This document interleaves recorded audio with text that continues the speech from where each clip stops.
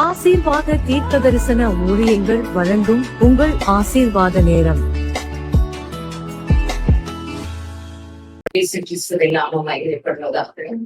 இந்த நாளில் நம் ஆவியோடும் உண்மையோடும் கொள்ள வேண்டும். கர்த்தருடைய பிரசன்னம் எங்கே இறங்கி வருகிறதோ அந்த இடத்துல இதோ நாங்கள் நடுவில் இருக்கிறேன் என்று சொன்ன கர்த்தர் இருக்கிறவராகவே காணப்பட்டு நாம் நடுவிலே இல்லாம பக்கத்திலே நிற்கிறார்.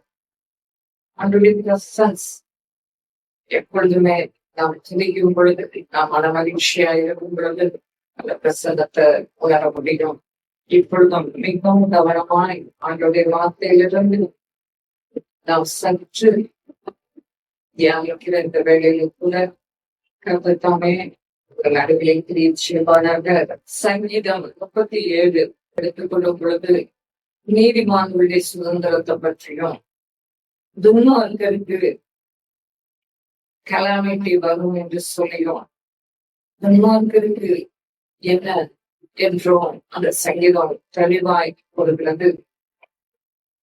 37ஆம் சங்கீதத்துல 3 முதல் எப்பொழுதும் வாசிப்பதை கவனமாய் யாவரும் சேர்ந்து என்னோடு கூட இணைந்து வாசிக்கும்படி ஒரு கைகள வேத புத்தகத்தை எடுத்துக்கொண்டு யாவரும் மிகவும் ஆர்வத்தோடு எதிர்பார்ப்போடு கூட இருங்கள், வாசியுங்கள். அப்பொழுது நீங்க வாசிக்கையில், நீங்க அவரை தேடுகையில் இப்பொழுதும் நீங்க கண்டுபிடிப்பீர்கள், அவருடைய விடுதலை உணர்வீர்கள், அற்புதத்தை பெற்றுக் கொள்வீர்கள். சங்கீதம் 37 வசனம், கர்த்தரை நம்பி நன்மை செய், தேசத்தை குடியிருந்து சத்தியத்தை மேய்ந்து கொள். 4வது வசனம், கர்த்தரிடத்தில் மன மகிழ்ச்சியாயிரு, அவர் உன் இருதயத்தின் வேண்டுதல்களை உனக்கு அருள் செய்வார். கர்த்தரிடத்தில் மன மகிழ்ச்சியாயிரு, அவர் உன் இருதயத்தின் வேண்டுதல்களை உனக்கு அருள் செய்வார். 3வது வசனத்துல கர்த்தரை நம்பி நன்மை செய்வது, தேசத்தில் குடியிருந்து சத்தியத்தை மேய்ந்து கொள்வது. 4வது வசனத்துல கர்த்தரிடத்தில் மன மகிழ்ச்சியாயது, கர்த்தரை நம்புவது, கர்த்தரை நம்பி நன்மை செய்வது, தேசத்தில் குடியிருந்து சத்தியத்தை மேய்ந்து கொள். ஆண்டவர் நம்முடைய தேசத்துல நம்மை குடியிருக்க பண்ணி இருக்கிறார். குடியிருக்கும் எல்லைகளை ஒவ்வொருவரும் உட்படுத்திருக்கிறார். அவர் தம்முடைய ரத்தத்தினாலே, சொந்த ரத்தத்தினாலே தோன்ற பண்ணி பூமியின் எல்லைகளை கொடுத்து குடியிருக்க பண்ணி இருக்கிறார். ஆதலால் அதிலே நீங்க வாசம் பண்ணுங்க, குடியிருங்க, சந்தோஷமா இருங்க என்று சொல்லி யார் சந்தோஷமா இருக்க முடியும்?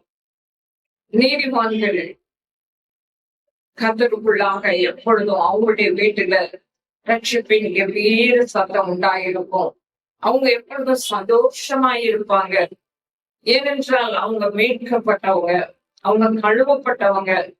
இயேசு கிறிஸ்துவின் ரத்தத்தினால அவங்க மீட்கப்பட்டார்கள், கழுவப்பட்டார்கள், நீதிமான்கள் ஆக்கப்பட்டார்கள். அவர்களால் கர்த்தரை நம்பி நன்மை செய்வது நம்முடைய பொறுப்பாக இருக்கிறது. கர்த்தரை நம்புவது, நாம் கர்த்தர் மேலேயே நம்முடைய நம்பிக்கையை வைக்க வேண்டும்.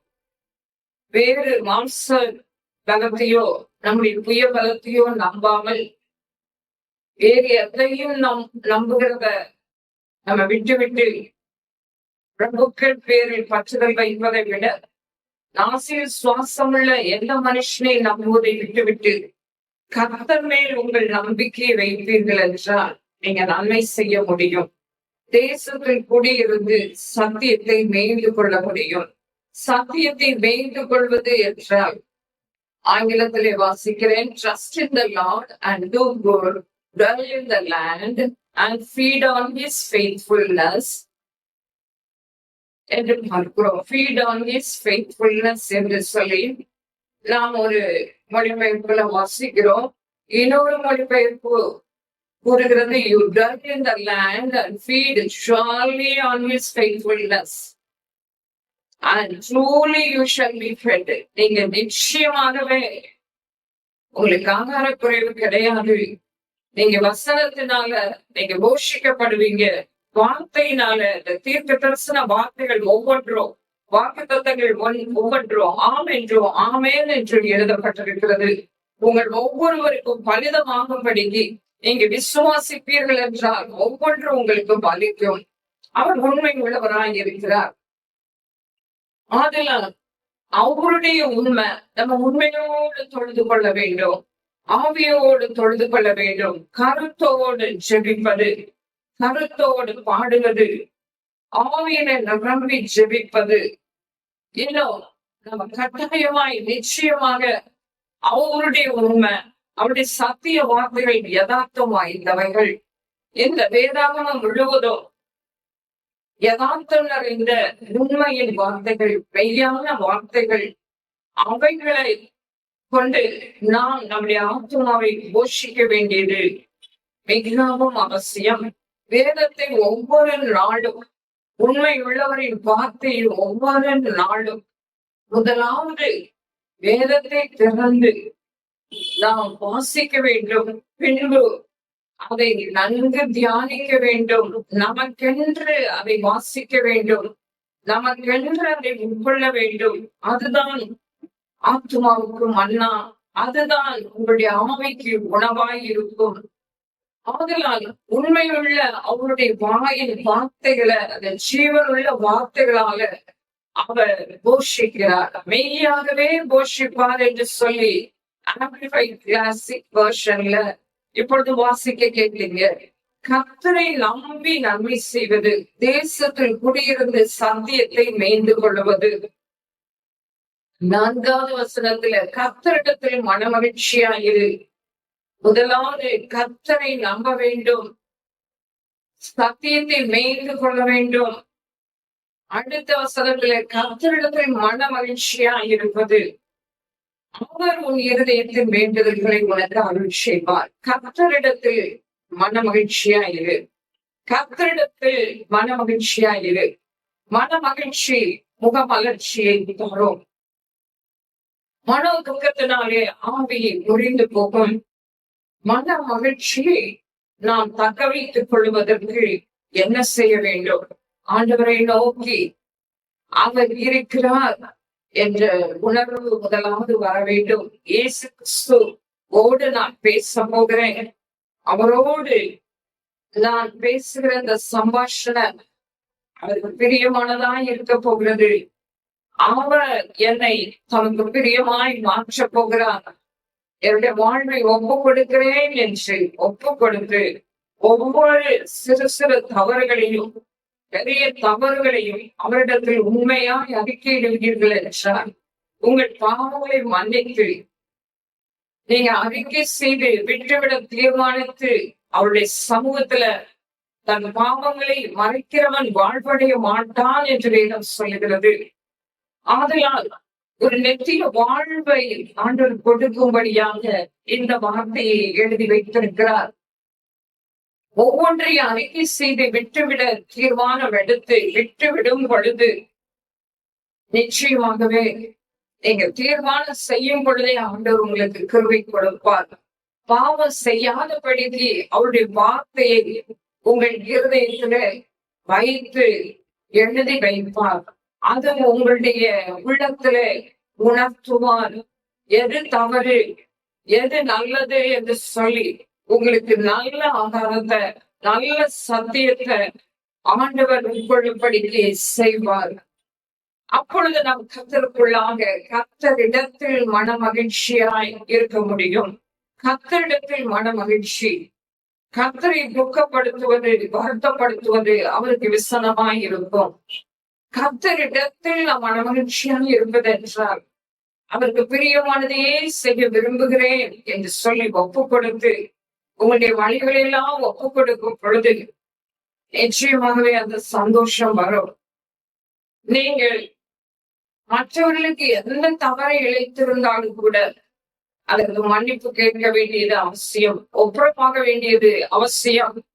நம் உள்ளத்திலே ஒரு கசப்பையும் வைத்திருக்க கூடாது. இயேசு கிறிஸ்துவினுடைய குணம் மன்னிக்கிற குணம். மன்னிக்கிற சிந்தை அவருக்குள்ளே இன்றைக்கும் உங்களை பார்க்கும் பொழுது இருக்கிறது.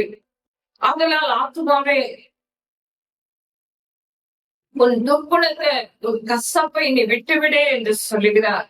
சகலவித துர்க்குணத்தையும் கசப்பையும் உங்களை விட்டு அவர் எடுத்து போடும்படியாக இந்த வார்த்தை உங்களுக்கு நேராய் அனுப்பி கொண்டிருக்கிறார். நீங்க சத்தியத்தை மேய்ந்து கொள்ளும்படியாக உங்களை உள்ள இடங்களிலே நடத்தி கொண்டிருக்கிறார். கர்த்தர் உங்கள் மேய்ப்பனாய் இருக்கிறார். நீங்கள் தாழ்ச்சி அடைவது இல்லை. நீங்க எந்த காரியத்திலும் குறைவாய் இருக்க போவது இல்லை. உங்களை சரீர சுகம் குறைந்து போகாது. அவர் உங்களை பொருளுள்ள இடங்களிலே மேய்த்து அமர்ந்த தண்ணீர்கள் அண்டையிலே உங்களை கொண்டு போய் விடுவார். அவர் உங்களுக்குள்ளே கொடுக்கிறதான இந்த சத்திய வார்த்தை, உங்களுக்காக கொடுக்கிற இந்த வார்த்தை உங்களுக்கு சமாதானம் நிறைந்த வார்த்தை, உங்களுக்கு சமாதானத்தை கொண்டு வருகிற வார்த்தையாக இருக்கிறது. அமர்ந்த தண்ணீர்கள் என்று சொல்லும் பொழுது, ஒரு ஸ்டில் வாட்டர் என்று சொல்லும் பொழுது ஒரு அமைதி உங்கள் உள்ளத்துல இப்பொழுதே கட்டளையிடுகிறார். புல்லுள்ள இடம் என்று சொல்லும் பொழுது நல்ல ஆகாரம் உள்ள இடத்தை அல்லது நல்ல ஒரு சத்துணவை உங்கள் ஆத்மாவுக்கு கொடுத்து உங்கள் ஆத்மா மறித்து கிடக்க கூடாது, உங்களுடைய ஆவி மனிதன் உயிர்ப்பிக்கப்பட வேண்டுமே என்று சொல்லி அக்கிரமத்தினாலும் பாவங்களினாலும் மறித்தவர்களாய் இருந்த உங்களை ஆண்டவர் தம்முடைய ஆவியினாலே உயிர்ப்பித்தார், ரட்சித்தார். நீங்கள் அவரோடு கூட விசுவாசத்தை கொண்டு ரட்சிக்கப்படுகிறீர்கள். இது உங்களால் உண்டாகிறது அல்ல, இது கர்த்தருடைய சொந்த ஈவு. ஆனால் ஒன்றே ஒன்று செய்யணும், அவர் உங்கள் வேண்டுதல்களை அருளி செய்ய வேண்டும் என்றார். அடுத்த வசனம் 37:5, உன் வழியை கர்த்தருக்கு ஒப்புவித்து அவர் மேல் நம்பிக்கையாயிரு, அவரே காரியத்தை வாய்க்க பண்ணுவார் என்ற வார்த்தை இருக்க, நாம் நம்முடைய வழிகளை நமக்கென்று நம்முடைய வேஸ் எப்பொழுதுமே ஒரு கமிட் பண்ணப்பட்ட ஆண்டுடைய சமூகத்துல நாம் அர்ப்பணிக்க வேண்டியது அவசியம். Commit your way to the Lord. உன்னுடைய வழிகளை நீ ஒப்பு கொடுத்துரு. ஆண்டவரிடத்துல கமிட் பண்ணுகிறேன் என்று சொல்லிவிட்டு உங்க வழிகள்ல இஷ்டம் போல நடக்க கூடாது. உங்களுடைய சுய புத்தியின் மேல சாயக்கூடாது. உங்கள் வழிகளில் எல்லா வழிகளிலும் அவரை நினைத்துக் கொள்ள வேண்டுமா? அப்படிதான் வேதவசனம் சொல்லுகிறது. Commit your way to the Lord, trust also in the Lord என்று சொல்லி, அப்பொழுதுதான் ஆண்டவர் உங்களுடைய காரியங்களை எல்லாம் நீங்க சொல்லும் பொழுது, உங்களுடைய பிரச்சனைகள் எதுவாக இருந்தாலோ காரியங்கள் எதுவாக இருந்தாலோ உங்களுடைய வழிகள் அவருக்கு பிரியமாய் இருக்கும் பொழுது, சத்துருமாய் இருந்தாலும் உங்களோட சமாதானம் ஆவாங்க. வேதவசனம் அப்படி சொல்லுகிறது. உங்கள் வழி கர்த்தருக்கு பிரியமாய் இருந்தால் உன் சத்துருக்களும் உன்னோட கூட சமாதானமாகும்படி செய்வார் என்று வேத வார்த்தை கர்த்தர் உங்களுக்கு நேராய் அனுப்பி கொண்டிருக்கிறார். அப்படி என்றால் உங்கள் வழி கர்த்தருக்கு பிரியமாய் இருக்கிறதா? சற்று யோசித்து பாருங்கள். உங்கள் வழிகளை சீர்தூக்கி பாருங்கள். உங்கள் வழி நிறையற்ற வழியாய் இருக்கிறதா? உங்கள் வழி ஒரு செமையான வழியாக இருக்கிறதா? மரண வழியாய் இருக்கிறதா? நலமான, அவருடைய பார்வைக்கு நலமான வழியா அல்லது தீங்கான வழியிலே போய்கொண்டிருக்கிறீர்களா? கர்த்தர் இந்த வேளையிலும் கூட உங்களோடு சொல்லுகிற காரியம், நீ உன் வழியை எனக்கு ஒப்புவித்து விடு, என் மேல் நம்பிக்கையாயிரு, என் மேல் நம்பிக்கையாயிரு, மன மகிழ்ச்சியாயிரு, நான் உன் வேண்டுதலை அருளி செய்வேன். வழியை என்னிடத்துல ஒப்புவித்து என் மேல் நம்பிக்கையாயிரு, மன மகிழ்ச்சி மட்டும் அல்ல, நம்பிக்கையாயிரு. உன் வழியெல்லாம் ஒப்பு கொடுத்து விடு. செம்மையான வழியில நீ நடக்க வேண்டும் என்று சொல்லுகிறார். நலமல்லாத வழியில நடவாதிருங்கள். ஆண்டுடைய வார்த்தை இது, ஆண்டுடைய தீர்க்க தரிசன வார்த்தை. செம்மையான வழி, செம்மையான வழி, அவருக்கு பிரியமான வழி, அவருடைய சித்தத்தின்படியான வழி. ஆண்டவரே, எது கரெக்ட் எனக்கு காண்பீங்க, சரியான வழியை எனக்கு காண்பீங்க, உமக்கு சித்தமானதை எனக்கு போதித்தருளுங்க. உங்களுடைய நல்ல ஆவி என்னை செம்மையான வழியில நடக்கட்டும் அப்பா என்று சொல்லி இப்பொழுதே நீங்க ஒப்பு கொடுத்து விடுங்க. கர்த்தர் உங்கள் காரியங்கள் எல்லாம் வகைக்கப்பட போகிறார். யோவான் 14வது அதிகாரம் 13வது வசனம். நீங்கள் என் நாமத்தினாலே எதை கேட்பீர்களோ குமாரனை பிதா மகிமைப்படும்படியாக அதை செய்வேன் என்று சொல்கிறார். நீங்கள் என் நாமத்தினாலே, இயேசு கிறிஸ்துவின் நாமத்தினாலே நீங்க கேட்கிறத பிதா மகிமைப்படும்படியாக இயேசு கிறிஸ்து அதை செய்வேன் என்று சொல்லுகிறார். இப்படி அவர் வாக்கு கொடுக்கிறார். இயேசு கிறிஸ்துவின் நாமத்திலே நீங்க கேட்க வேண்டும். இயேசு கிறிஸ்துவின் நாமத்திலே கேட்கும் பொழுதே அவருடைய நாமம் மகிமைப்படுகிறது. அப்பொழுது அவர் செய்கிறார். மேலும் வேதவசனம் சொல்லுகிறது, யோவான் 15:8 பார்க்கும் பொழுது, நீங்கள் என்னிலும் என் வார்த்தைகள் உங்களிலும் நிலைத்திருந்தால் நீங்கள் கேட்டுக்கொள்வது எதுவோ அது உங்களுக்கு செய்யப்படும். நீங்கள் நிலைத்திருக்க வேண்டும் என்றும் கர்த்தர் உங்களோடு சொல்லுகிறார். நீங்கள் நிலைத்திருக்கும் பொழுது மட்டுமே நீங்க என்ன கேட்கிறீங்களோ பிதாவுடைய நாமம் மகிமைப்படும்படி அவர் செய்வார். காரியத்தை வாய்க்க பண்ணுவார். நீங்க கேட்டுக்கொள்வது உங்களுக்கு செய்யப்படும். எப்பொழுது நீங்க அவருக்குள் நிலைத்திருக்கும் பொழுது, அவருடைய வார்த்தைகள் உங்களுக்குள்ளே நிலைத்திருக்க வேண்டும். அவரில் நிலைத்திருக்கிறேன் என்று சொல்லியும் நம்ம அவர் நடந்த வழியில நடக்காமல் இருக்கக்கூடாது. அவர் நடந்தபடியே நாமும் நடக்க வேண்டும் என்று சொல்லி வேதவசனம் சொல்கிறது. ஒளி உங்களோடு இருக்கையில் அந்த ஒளியிலே நீங்கள் நடவுங்கள். அவருக்குள்ளாக நாம் நடக்க வேண்டியது அவசியம். நம்முடைய ஆவிக்குரிய நடை, உங்களுடைய ஆவிக்குரிய நடை, உங்களுடைய ஆவிக்குரிய வாழ்வு உங்களுடைய சரீரத்துக்கு எடுத்த வாழ்வு மட்டுமல்ல, உங்களுடைய ஆத்மா மிகவும் முக்கியம். ஆவி ஆத்மா சரீரத்தை கத்த நம்ம ஒவ்வொருவருக்கும் தந்திருக்கிறார். அந்த ஆவியினாலும் ஆத்மாவினாலும் சரீரத்தினாலும் மகிமைப்படுத்த வேண்டியது அவசியம். எப்பொழுது அவர் மகிமைப்படுவார் என்றால் நாம் அவருக்குள்ளே நிலைத்திருக்க வேண்டியது அவசியம். அவருடைய வார்த்தை நமக்குள்ளே காணப்பட வேண்டியது அவசியம். வார்த்தையின் செறிவு தேவை. வார்த்தை அதிகமாக நாம் உட்கொள்ள வேண்டும். அதுதான் ஆவிக்குரிய மன்னா, அதுதான் உணவு, அதுதான் உங்களுடைய வாழ்வில கர்த்தருடைய வசனம் மட்டும் உங்களுக்கு மனமகிழ்ச்சியா இருக்கட்டும். அந்த வார்த்தை உங்களுக்கு மனமகிழ்ச்சியா இல்லாவிட்டால் நீங்க உங்களுடைய துக்கத்துல அழிந்து போக வாய்ப்புண்டு, கெட்டு போக வாய்ப்புண்டு. அதனால் மிகுந்த ஜாக்கிரதையா இருப்போம். நீங்க மிகுந்த கனிகளை கொடுக்க வேண்டும் என்று அவர் விரும்புகிறார். அதனால் பிதா மகிமைப்படுவேன் என்று சொல்லுகிறார். எனக்கும் நீங்கள் சீஷரா இருப்பீர்கள் என்று சொல்லுகிறார். அதனால் மிகுந்த கனிகளை கொடுக்கும்படிக்கு நாம் என்ன கனிகளை இல்லாம கொடுக்க வேண்டும்? கனிகள் என்று சொல்லும் பொழுது ஆவிக்குரிய கனிகள் கலாத்தியர்ல எழுதப்பட்டிருக்கிறது. அன்பு, சந்தோஷம், சமாதானம், நீடிய பொறுமை, தயவு, நற்குணம், சாந்தம், விசுவாசம், இச்சை அடக்கம் என்று சொல்லி சந்தோஷத்தோடு கூடிய பொறுமை கொலோசையர் நிருபத்தில் எழுதப்பட்டிருக்கிறது. சாதாரண பொறுமை அல்ல, சந்தோஷத்தோடு கூடிய பொறுமை, அன்போடு கூடிய சந்தோஷம், சந்தோஷத்தோடு சமாதானம், நீடிய பொறுமை, தயவு, நற்குணங்கள், இவைகள் எல்லாம் அந்த 9 வித கனிகளும் அதுல அடங்கி இருக்கிறது. அந்த கனிகள் முற்றிலுமாக நாம் கொடுக்க வேண்டியது அவசியம். நீங்கள் என்னை தெரிந்து கொள்ளவில்லை, நான் உங்களை தெரிந்து கொண்டேன் என்கிறார்.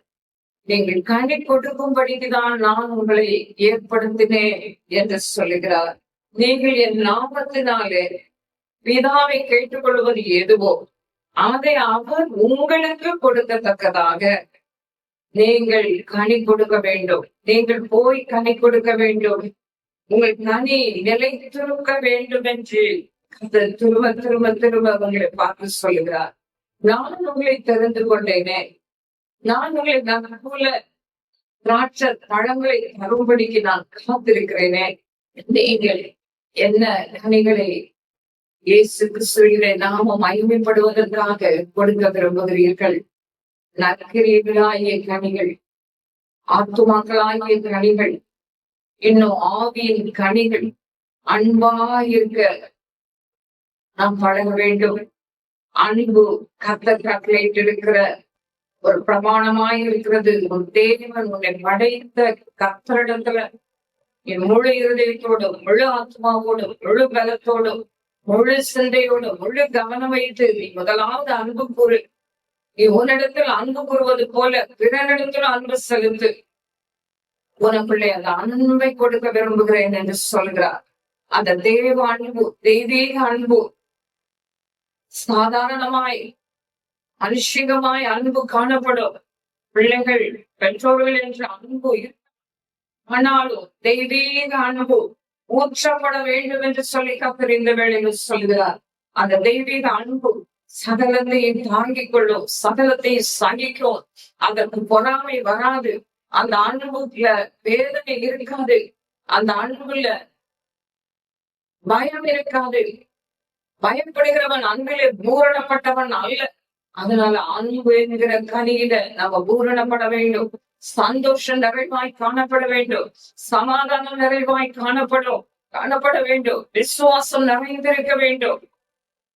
இன்னும் ஒவ்வொரு குணாதிசயமும் அவருடைய ஒவ்வொரு தன்மைகளும் அந்த கனிகள் முழுவதும் நம்மை கொடுக்கும்படிக்குதான் அவர் தெரிந்து கொண்டிருக்கிறேன் என்று சொல்கிறார். கனியற்ற மரம் ஒரு வெட்டப்பட்ட மரமாய் இருக்கும். கனியற்ற ஒரு வாழ்க்கைய யாரும் நாம் விரும்புவது இல்லை. பிரயோஜனம் உள்ளவர்களாய் இருக்க வேண்டும் என்று சொல்லி நீங்க விரும்புறீங்க. நான் மிகவும் கனி கொடுக்கணுமே, மிகவும் என்னுடைய வாழ்க்கை ஒரு நல்ல ருசி நிறைந்த ஒரு அனுபவமா இருக்கணுமே. நமக்கு மாத்திரம் அல்ல, நம்முடைய குடும்பத்திற்கும் நல்ல கனிகளை கொடுக்கும்படிக்கு, நம் மூலமாய் அவருடைய நாமம் மகிமைப்படும்படிக்கு, நம் தேசத்திலே மகிமைப்படும்படிக்கு, ஆலயங்களிலே அவருடைய நாமம் மகிமைப்படும்படிக்கு மிகுந்த கனிகளை கொடுக்கும் பொழுதுதான் ஆண்டுடைய நாமம் மகிமைப்படும். ஆண்டுடைய நாமம் மகிமைக்காக வாழும் வாழ்க்கை மிகவும் தேவை. அதனால நீங்க அந்த கனி கொடுப்பதில நிலையாய் நிலைத்திருக்கும் பொழுது, கனி கொடுத்து கொண்டே இருக்கும் பொழுது, தொடர்ந்தேச்சியாய் அவர் மேல விசுவாசம் வைத்துக் கொண்டே அந்த விசுவாசம் என்கிற கனியும் பூரணமாய் இருக்கணும். விசுவாசம் என்பது ஒரு வரமாகவும் இருக்கிறது. 9 வித வரங்கள் இருக்கிறது. ஆவிக்குரிய கனிகள், ஆவிக்குரிய வரங்கள் ஒவ்வொன்றும் காணப்பட வேண்டியது அவசியம். அந்த கனிகள் பூரணப்பட்டதாய், விசுவாசம் பூரணப்பட்டதாய் இருக்கும் பொழுது மட்டுமே அது முயற்சி செய்ய முடியும், அது கிரியை செய்யும், அது பிரயோஜனம் உள்ளதாய் இருக்கும். நீங்க எதை கேட்டுக்கொள்றீங்களோ அது உங்களுக்கு செய்யப்படும். நம்முடைய விசுவாசம் பூரணமாய் இருக்க வேண்டும். அது மிகுதியாய் இருக்க வேண்டும். அது வீக் ஃபெய்த்தா இருக்கக்கூடாது. ஸ்ட்ராங் ஃபெய்த்தாக, கிரேட் ஃபெய்த்தாக, மிகவும் பலமுள்ள விசுவாசமாக, அது பெரிய விசுவாசம். ஸ்திரீயின் விசுவாசம் பெரியது என்று சொன்னார் ஆண்டவர் நிறைய இடங்கள்ல. அதே போல 100க்கு அதிபதியின் விசுவாசத்தை மெச்சிக் கொள்ளுகிறார். ஆண்டவர் உங்கள் விசுவாசத்தை மெச்சிக்கொள்ள விரும்புகிறார். உங்களுடைய விசுவாசம் இப்பொழுதும் அந்த விசுவாசம் என்ற கனி நீங்க அதுல பூரணமுள்ளவர்களாக, முழுமை பெற்றவர்களாக ஒவ்வொரு கனியிலும் நாம் தொடர்ந்தேச்சியாக நிலைத்திருக்க வேண்டியது அவசியம். என்றைக்கும் விசுவாசித்து விட்டு, என்றைக்கும் ஜெபித்து விட்டு, என்றைக்கும் வேதத்தை வாசித்து விட்டு சும்மா இருந்து விடக்கூடாது. ஒவ்வொரு நாளும் ஒரு ஒழுங்கை கடைபிடிக்க வேண்டியது அவசியம். ஆவிக்குரிய வாழ்வு என்பது ஒரே ஒழுங்காக நடந்து கொள்வது, ஒரு டிசிப்ளின் ஆண்டவர் எழுதி தந்திருக்கிறார். நாம் யாவரும் டிசிப்ளினை கை கொள்ள வேண்டியது அவசியமாயிருக்கிறது. அதனால இயேசு கிறிஸ்துவின் நாமம் மகிமைப்படுகிறது. எனக்கும் நீங்கள் சீஷரா இருப்பீர்கள் என்று சொல்லுகிறார். நாம் இப்பொழுதும் ஜெபிக்க போகிறோம். என்னெல்லாம் ஆண்டவர் உங்களோட பேசினாலோ உணர்த்தினாலோ அந்த வார்த்தையின்படியே, எஸ் லார்ட், நான் உமக்கு என்னை அர்ப்பணிக்கிறேன் அப்பா, என் வழியை ஒப்பு கொடுக்கிறேன் என்று சொல்லி ஒப்பு கொடுப்பீர்களா? நன்றி, நன்றி. தேசத்தில் குடியிருந்து சத்தியத்தை மேய்ந்து கொள். கத்திரிடத்தில் மனமகிழ்ச்சியாயிரு, கத்திரிடத்தில் மனமகிழ்ச்சியாயிரு. உன் தேவன் மேல் நம்பிக்கையாயிரு, நம்பிக்கையாயிரு, மனமகிழ்ச்சியாயிரு. உன் வழியை எனக்கு ஒப்புவித்து நம்பிக்கையாயிரு. சத்தியத்தை வேந்து கொள் என்ற வார்த்தைகள் மூலமாக கர்த்தர் இடைப்பட்டார். வார்த்தைகள் மூலமாக உங்களோடு பேசினார். இப்பொழுதும் உங்களை முற்றிலுமாக தாழ்த்துங்கள். தேசத்தில் ஆண்டவர் குடியிருக்கிற பணியிருக்கிற நோக்கம் நல்ல மெய்யான அவருடைய வார்த்தைகளை, ஜீவனான வார்த்தைகளை, வல்லமை பொருந்திய வார்த்தைகளை நீங்க உட்கொள்ளும்படிக்கு, மேய்ந்து கொள்ளும்படிக்கு, அறிந்து கொள்ளும்படிக்கு, புரிந்து கொள்ளும்படிக்கு கர்த்தர் இந்த நாட்கள்ல மீடியா மூலமாக உங்களுக்கு உதவி செய்து வருகிறார். எத்தனையோ வழிகள்ல வார்த்தைகளை கேட்கிறீர்கள். நீங்களே எடுத்து வாசிக்கும் பொழுது ஆண்டவர் உங்களுக்கு பேசுவார், உங்களோடு பேசுவார். வார்த்தை சாதாரணமானதல்ல. அந்த வார்த்தை பேசும் வார்த்தை, உங்களோடு பேசுகிற வார்த்தையா இருக்கிறது. இப்பொழுதும் ஆண்டவர் உங்களோடு பேசுவார். ஆண்டவர் உங்களோடு பேசுவார். உங்களை தயக்கமான உள்ளத்துல பார்க்கிறேன் என்று சொல்கிறார். நீ என் குரலை கேட்பாய், நீ என் குரலை கேட்பாய், என்னுடைய வார்த்தையை இன்னும் நான் உன்னோடு பேசுவேன் என்று சொல்லுகிறேன். உன் வழி தாறுமாறான வழியா இருக்கிறது. உன் வழியை விட்டு நீ திரும்பி வா என்று கர்த்தர் அழைக்கிறார். கர்த்தருடைய குரல் உன்னை அழைக்கிறது. உன் பாவ வழியை விட்டுவிடு, எனக்கு பிரியமற்ற வழியை விட்டுவிடு, நலமான வழியை நான் உனக்கு தருவேன். அந்த வழி சமாதானமான வழியா இருக்கும். நீ உன் பாதையில இடறுவது இல்லை. உன் வழியை எனக்கு ஒப்பு கொடுத்து விடு, உன் வழியை எனக்கு ஒப்பு கொடுத்து விடு. தாறுமாறாய் அங்கும் இங்கும் நீ துன்மார்க்கருடைய ஆலோசனையின்படி ஓடிக்கொண்டிருக்கிறார். பாவியுடைய வழியில நின்று கொண்டிருக்கிறார். ஆண்டவர் அப்படி இப்பொழுது சொல்லுகிறார். அநேக வாலிபர்கள் பாவியுடைய வழியில நின்று கொண்டிருக்கிறீங்க. அதை கர்த்தர் காண்பிக்கிறார். கர்த்தருக்கு அருவருப்பான வழியில பரியாசக்காரர் உட்கார்ற இடத்துல உட்கார்ந்து பாவிகளுடைய வழியில நின்று கொண்டு பாவிகள் செய்கிற வழியில துன்மார்க்கமாய் நடந்து தெரிந்து கொண்டிருக்கிற ஆத்மாவே ஆண்டவர் உன்னை நோக்கி அழைக்கிறார். உன்னை நோக்கி அழைக்கிறார். கர்த்தர் உன் வழியை இப்பொழுதும் சுட்டி காண்பிக்கிறார். பாவிகளுடைய வழியில நீ நிற்பதனால அந்த வழி சறுக்கலான வழி என்று சொல்கிறார். அந்த வழி சறுக்கலான வழி. Thank you, Lord. Thank you, Jesus. இப்பொழுதும் பரிசுத்தாவியானவர் திருவுள்ளம் பற்றினார். ஆண்டவரே, மிகுந்த ஆசீர்வாதங்கள் மறுபடிக்கு உங்களுடைய சத்தியத்தை மேய்ந்து கொள்ளும்படிக்கு கர்த்தர் பேசினீர். ஆண்டவர் ஒவ்வொருவரையும் மன மகிழ்ச்சியினால இப்பொழுதே நிரப்புவீராக. மன துக்கத்தை எடுத்துக் கொடுவீராக. மன சஞ்சலத்தை எடுத்துக் கொடுவீராக. நோய்களின் கூறுகள் எல்லாம் மறைவதாக இயேசுவினால சாசன் போராட்டங்கள், எதிர்க்கிற சக்தியின் கிரியைகள், எதிர்ப்பின் ஆவிகள், போராடுகிற கிரியைகள், பகையின் ஆவி, பொறாமையின் ஆவி, இன்னும் சண்டையின் ஆவி, குடும்பத்துக்குள்ளே சமாதானத்தை கெடுக்கிற ஆவியின் கிரியை ஒவ்வொன்றும் இயேசு கிறிஸ்துவின் நாமத்தினாலே அழிக்கப்பட்டு போவதாக என்று கற்றுக் கொடுக்கிறோம். அப்படியே செய்வதற்காக நமக்கு நன்றி. உங்களுடைய வார்த்தைகள் நிரப்பிக் கொண்டிருக்கிறது. உங்களுடைய விடுதலையின் பொழுது நிரப்பிக் கொண்டிருக்கிறதற்காக உமக்கு நன்றி. அது நாமத்தை மகிமைப்படுத்தும். தினத்தை உமகே இயேசு கிறிஸ்துவின் நாமத்தை வேண்டிக் கொள்கிறோம். ஆமென்.